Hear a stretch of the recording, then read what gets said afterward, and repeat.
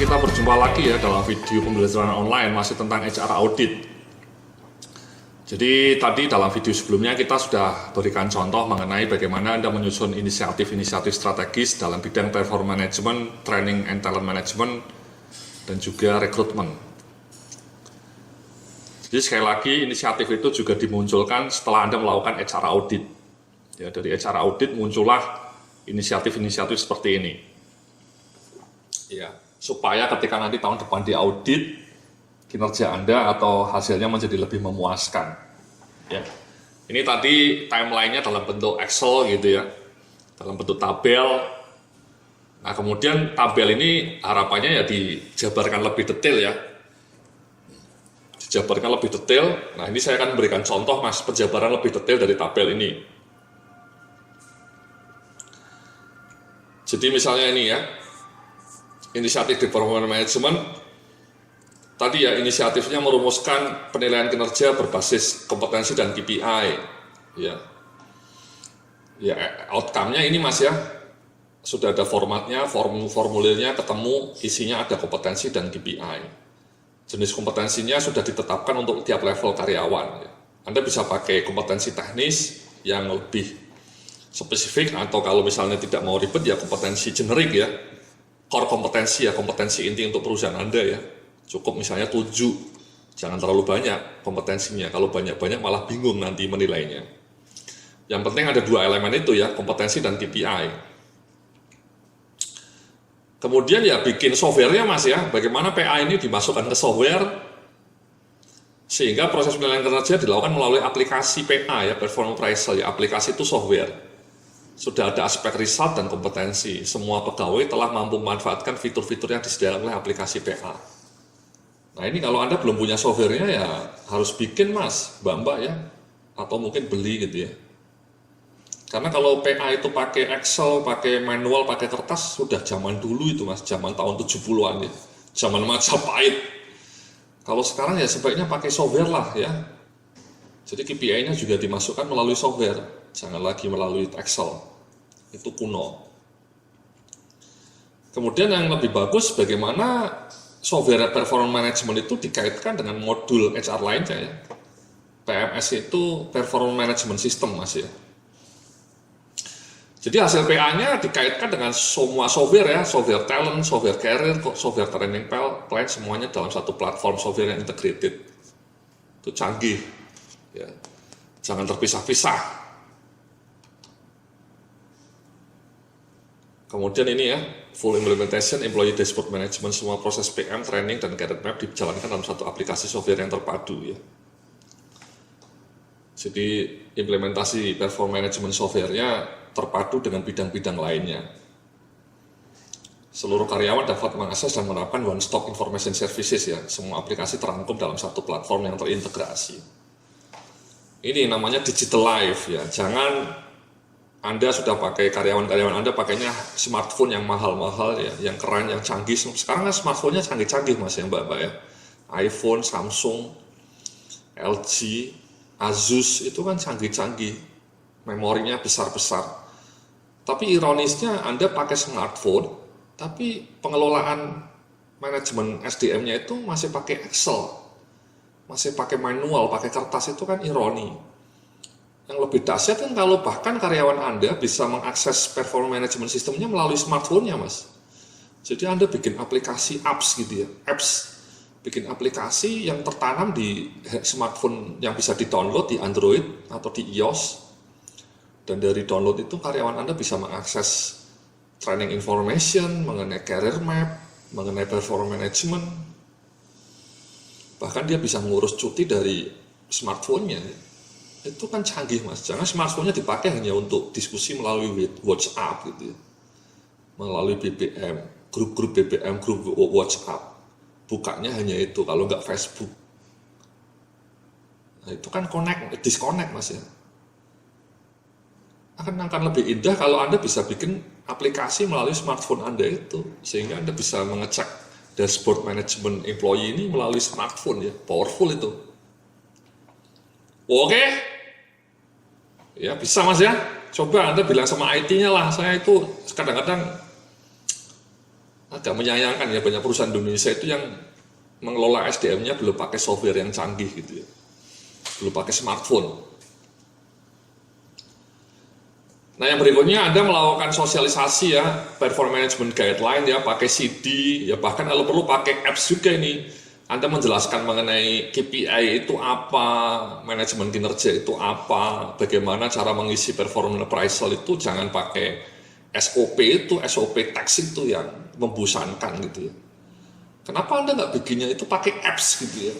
Jadi Anda tinggal bilang sama karyawan download apps-nya di App Store, di Android Store, Google Store.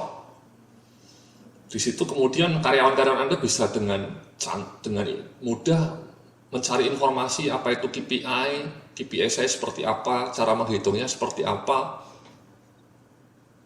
Jangan cuma main game karyawan Anda ya, di smartphone-nya cuma main game.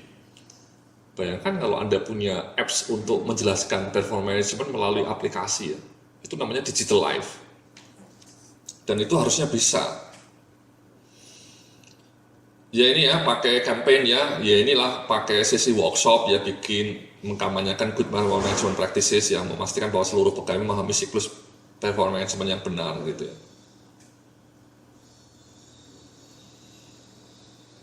Kemudian melakukan review lah mas ya, direview terus, memastikan seluruh bidang, memastikan seluruh siklus PM berjalan secara konsisten mulai dari fase penetapan target, review dan feedback hingga fase performance coaching. Nah ini semua mas, mbak-mbak akan sangat mudah dilakukan kalau Anda punya manajemen dashboardnya, dashboard performance management dashboard yang bahkan bisa diakses melalui smartphone, melalui Android Anda, melalui handphone Anda. Jadi canggih. Itu tugas SDM yang heroik seperti itu, menyediakan aplikasi informasi yang powerful sehingga karyawannya menjadi lebih tertarik untuk belajar mengenai performance management. Kadang-kadang orang SDM-nya menyalahkan karyawannya tidak aware, atasannya tidak aware, yang ngisi performance appraisal-nya males-malesan, hanya formalitas. Itu karena orang SDM-nya tidak kreatif. Ya, orang-orang SDM hanya menyalahkan pihak lain. Karena Anda tidak kreatif menciptakan tools yang powerful supaya karyawan itu mudah mengisi performance appraisal-nya. Nah, salah satu tools yang powerful itu ya itu tadi, Anda bikin dashboard, bikin apps, bahkan kalau perlu bisa ngisi performance appraisal dari smartphone-nya.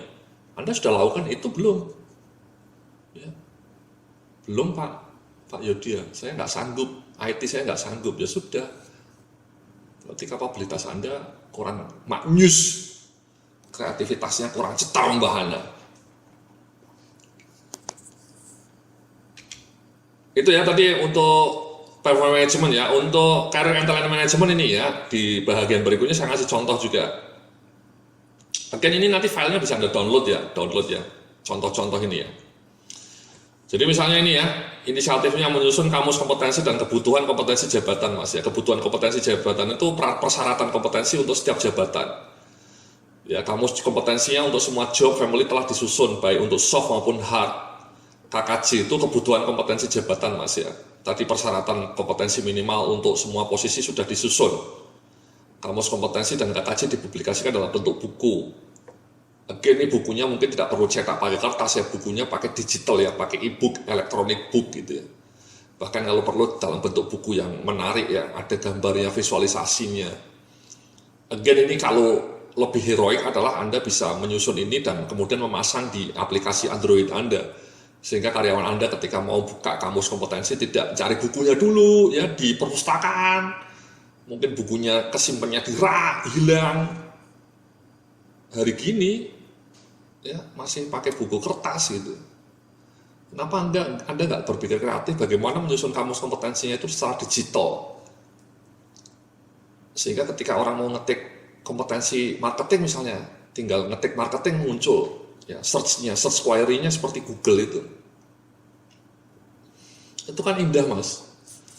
Ya ini perusahaan-perusahaan kelas dunia sudah bikin seperti GE, IBM ya semua seperti itu mas ya, pakainya smartphone semua. Kamus kompetensinya masuk di digital library mereka. Semua karyawan bisa mengakses melalui smartphone.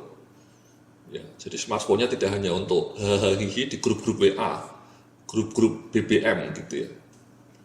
Tapi untuk hal-hal penting kayak gini nggak ada. Nah, itu kan ironi. Kemudian ini ya menyusun instrumen untuk uji kompetensi, level kompetensi ya. Instrumen untuk analisa level kompetensi. Expected outcome-nya apa? Instrumen assessment yang kompetensi yang practical, easy to use ya. Panduan instrumennya termasuk sosialisasinya kepada line manager tentang cara aplikasinya. Again, ini kontennya sudah saya berikan Mas ya di dalam topik pembelajaran yang lain yang namanya kompetensi based HR management system. Anda bisa buka itu modul videonya, di situ saya ngasih contoh mengenai instrumen untuk menganalisa level kompetensi karyawan Anda. Ya, bisa Anda pakai. Sama Mas, ini kalau Anda sudah punya kontennya, kalau bisa kontennya itu dimasukkan dalam aplikasi ya, sehingga atasannya ini karyawannya ketika mau belajar mengenai cara aplikasi instrumen kompetensi tidak pakai buku, tidak pakai kertas, tapi hanya dengan smartphone-nya dibuka dia bisa langsung tahu. Itu kan indah. Jadi karyawan-karyawan Anda mungkin sambil layah-layah ya, sedang istirahat atau sedang macet di jalanan, dia langsung bisa akses mengenai kompetensi karyawan Anda melalui smartphone dia. Jadi dia bisa menghabiskan waktu di jalanan dengan sesuatu yang sangat produktif. Kemudian ini ya, penerapan dan uji instrumen asesmen kompetensi ya. Asesmennya dilakukan untuk semua pegawai. Hasilnya diberikan kepada pegawai. Asesmen kompetensinya telah dilakukan untuk pegawai level manager ke bawah gitu ya. Atau mungkin manager, hasil feedbacknya juga. Jadi ini untuk level manager ke atas, ini manajer ke bawah, bertahap lah, step by step gitu ya. Jangan Anda punya profil kompetensi, sudah punya kebutuhan kompetensi jabatan atau persyaratannya, kemudian setelah itu berhenti, nggak pernah diuji. Ya itu sama juga bohong ya, useless. Setelah punya kompetensi, ya Anda harus uji dengan uji instrumen ini, dan kemudian hasilnya dikasihkan ke pegawai, dikasih feedback, termasuk pengembangannya. Itu namanya kelas dunia Mas. Ya, kompetensi yang cetar membahana dibangun dengan cara seperti ini. Ya. Kemudian yang berikutnya ya talent management system ini. Ya, guideline tentang sistem manajemen sudah terpetakan ya, mendeskripsikan kebijakan serta proses identifikasi top talent dan rute pengembangannya. Tools untuk mengidentifikasi top talent tersusun, template dan supporting tools untuk pengembangan talent telah siap. Ini expected outcome-nya Mas. Sanggup nggak Anda menyusun itu? Ya. Bisa nggak Anda menyusun kebijakan mengenai bagaimana mengidentifikasi top talent dan rute pengembangannya? Apa tools-toolsnya? Ya, mungkin dari hasil PA-nya, mungkin dari assessment atasannya, mungkin dari assessment center. Mungkin itu semua sudah saya berikan Mas ya dalam video-video lainnya ya.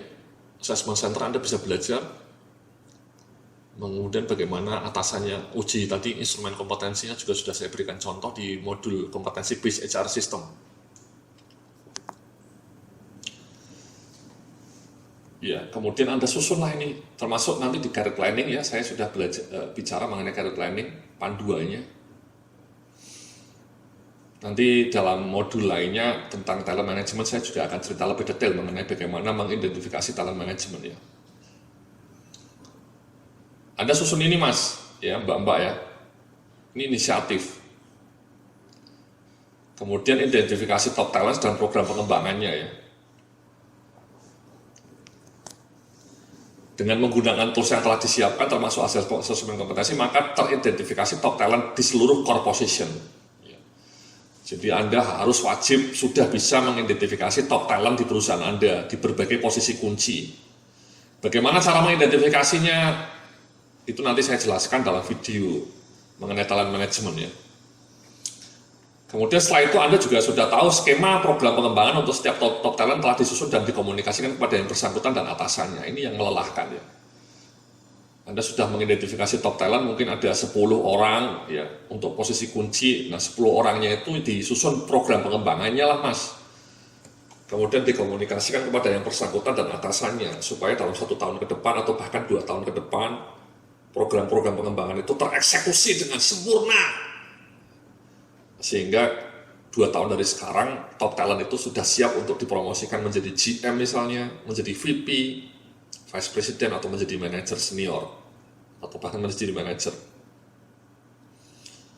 Itu mas prosesnya seperti itu ya, tidak mudah. Memang menjadi manajer SDM yang handal ya tidak mudah, berdarah-darah bahkan ya. Tapi hanya dengan seperti ini Anda akan bisa mendapatkan skor 5 tadi, maturity level Anda menjadi 5, menjadi excellent. Oke, nanti dalam video berikutnya nanti kita akan lanjutkan mas ya, mengenai inisiatif untuk career talent management ini ya. Sementara di career talent management seperti itu dulu. Sampai jumpa dalam video berikutnya.